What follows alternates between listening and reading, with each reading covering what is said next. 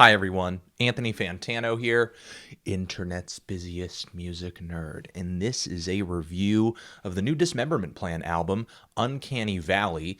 It would seem that these days there really is no shortage of comeback albums, and this record is most certainly proof of that, being an album that it's been about a little over 10 years since Dismemberment Plan's last full-length LP. I believe they disbanded in the early 2000s. And in that time that they were formed as a band, they penned a few what people consider to be indie classics like Emergency and I, which is an album that, to be completely honest, while I know that a lot of people are living and dying by this LP, it's a seminal record for a lot of people in indie rock. It's definitely not a favorite of mine.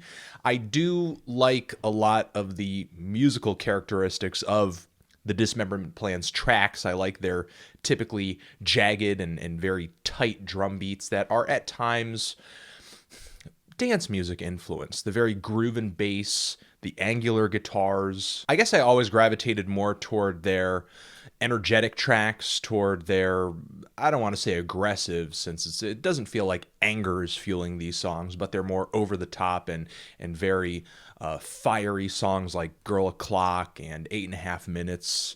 I Love a Magician. I thought that I would give this new album of theirs a listen, even though a lot of people haven't really been asking me, but I'm just personally interested because this really seems to be a band that a lot of people love. This new album of theirs, to me, feels like nearly everything I remember about the Dismemberment Plan, minus, and this is a big minus all the eccentricities. Even the drumming has mellowed out in a pretty big way, with maybe the most energetic and danceable track on this album being Mexico City Christmas. For the most part, the drum beats do not feel as sharp or as jagged, and they're thrown in the back of the mix a little bit. The guitars have a much more equal balance with the synthesizers now, and they come off much more gentle as well. I think the most unchanged characteristic about this whole record is maybe Travis Morrison's voice. Again, you don't have him reaching up into those really frantic highs of his range, but he does still have this vocal that feels really youthful,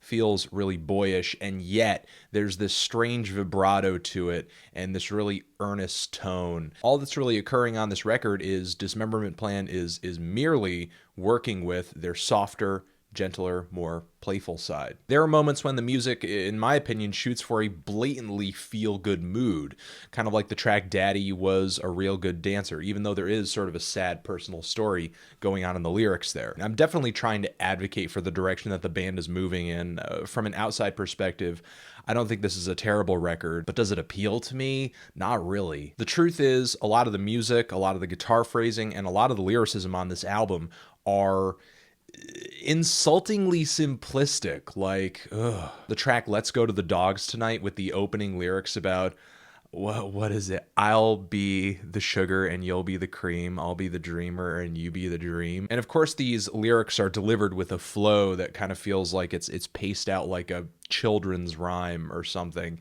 And I mean, that could have totally been intentional. Maybe that is intentional, especially with the level of rhyming and imagery going on here too.